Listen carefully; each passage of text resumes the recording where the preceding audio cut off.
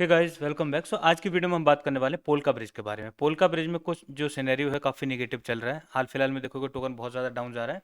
Down जाने के reasons क्या हैं उसको देखेंगे, एंड कौन से फैक्टर ऐसे हैं जिनकी वजह से थोड़ा टेंशन वाली बात है एक्चुअली, अगर इसमें देखा जाए तो उसको भी हम थोड़ा सा डिटेल में एनालाइज कर लेते हैं। मैं अपनी तरफ से बिल्कुल अनबायस्ड रहूँगा, जैसा होगा मैं वैसा आपको बता दूंगा इसके बारे में। हाल फिलहाल में अगर देखोगे तो प्राइस काफ़ी ज़्यादा करेक्ट हुआ है, और ऑलमोस्ट ऐसा समझ लो, अगर आपने इनिशियली बाई किया होगा जब टॉप 23 कॉइन की लिस्ट रिकमेंड की गई थी,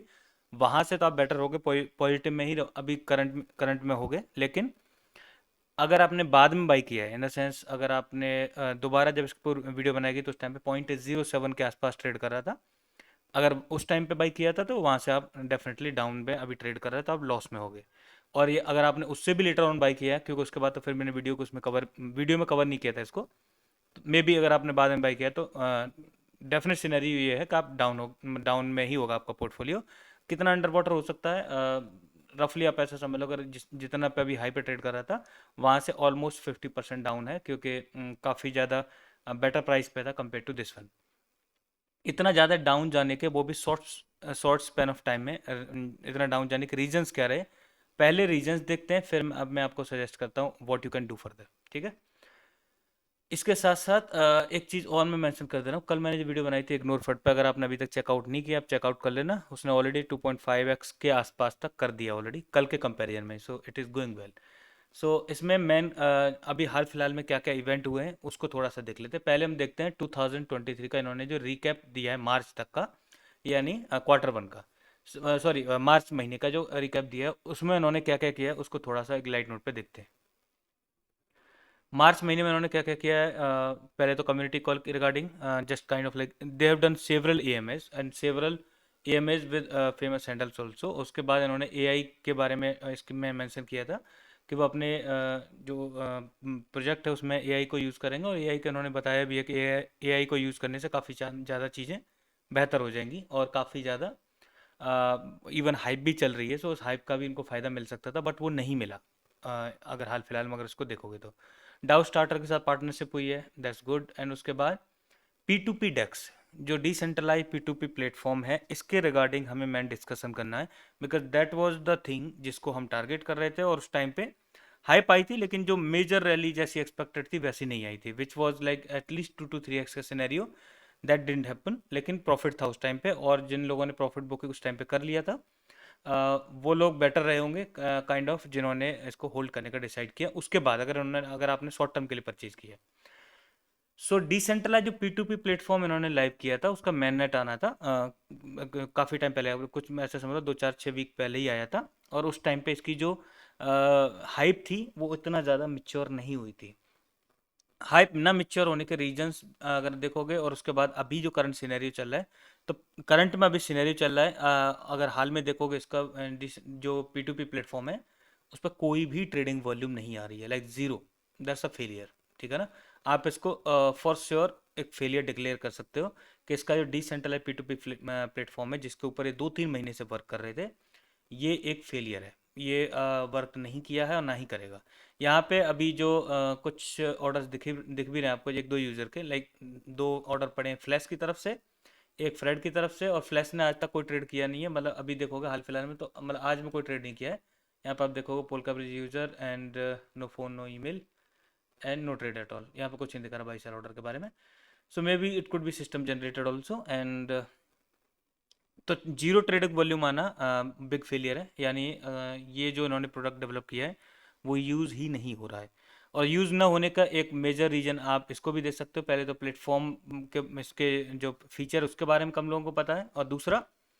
जो ऑनगोइंग स्कैम चल रहे हैं, अगर वो सेंट्रलाइज एक्सचेंज पे भी अगर पी टू पी आप कर रहे हो उसमें आपके अकाउंट फ्रीज हो जा रहे हैं। I have got to know, like मेरे पास ऑलरेडी कम से कम नहीं तो 10 से 12 लोगों के मैसेज आ चुके होंगे जिनके अकाउंट फ्रीज हो गए, वो भी साइबर सेल में कंप्लेंट की वजह से। उसमें होता क्या है कि आप जैसे ट्रेड कर रहे हो, आपने यूएसडीटी सेल किया, सामने वाले ने आईएनआर से पे किया, और उसके बाद वही पर्सन फिर कंप्लेंट रेज कर देगा साइबर सेल में कि उसको नहीं पता है ट्रांजेक्शन कैसे होगी, उसके साथ फ्रॉड हुआ है एंड ऑल दैट। एंड वो बदले में मांगेगा उतना ही पैसा कि मेरे को इतना पैसा वापस दो मेरा आईएनआर, तभी ये मैं वापस लूँगा कंप्लेंट। और उसका मतलब ये है कि अगर आपने दिया तो आपके यूएसडीटी भी गए और आपके आईएनआर भी गए, और ये आजकल बहुत ही हॉट टॉपिक है, बहुत ज़्यादा स्कैम हो रहे हैं,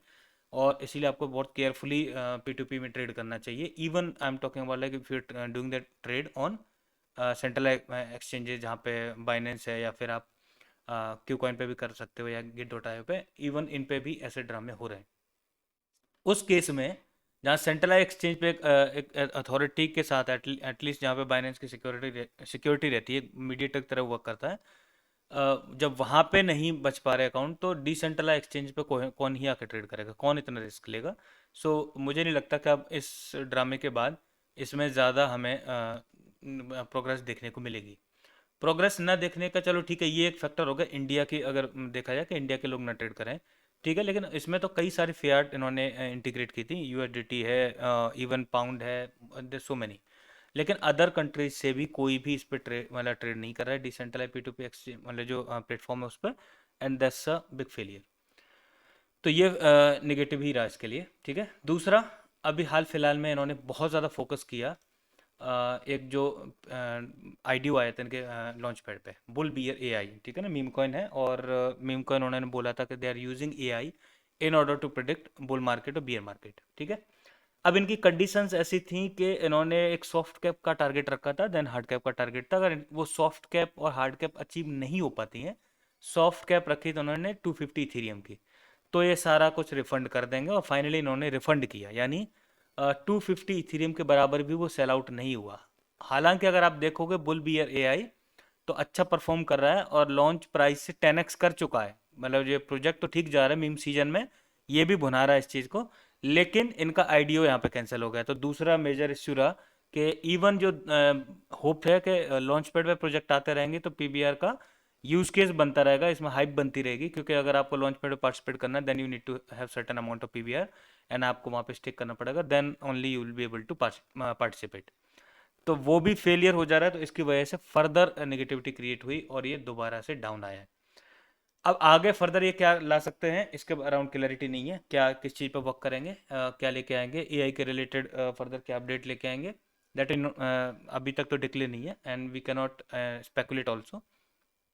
कुल मिला के हम ऐसा इसको कंक्लूड कर सकते हैं कि अगर इसमें आपका हैवी एलोकेशन है तो आपका एलोकेशन इसमें से रिड्यूस करना चाहिए, एंड रिड्यूस करने का रीज़न यही है कि लगातार 2 फेलियर इनके क्रिएट हो गए। Launch pad